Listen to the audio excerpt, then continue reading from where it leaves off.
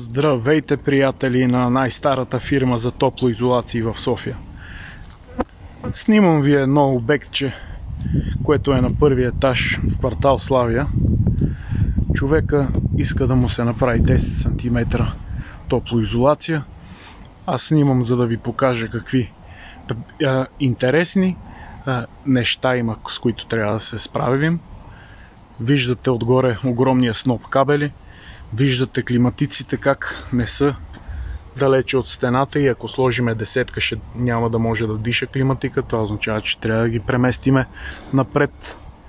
Виждате навесчето, също трябва да го демонтираме и да го монтираме обратно. Виждате тук решетчици, грамоотвод,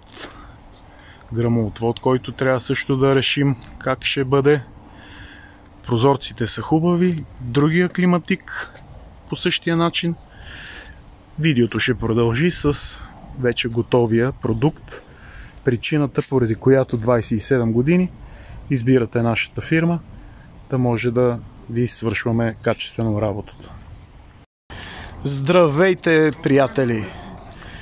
Както обещах, видеото ще продължи. Искам да видите качеството на работа. Всяко нещо е направено по най-добрия начин. Помните онези саборетини, помните какво беше, снопове кабели, неща. Всичко е изпълнено, супер качествено, отново добри, доволни клиенти, вече наши приятели.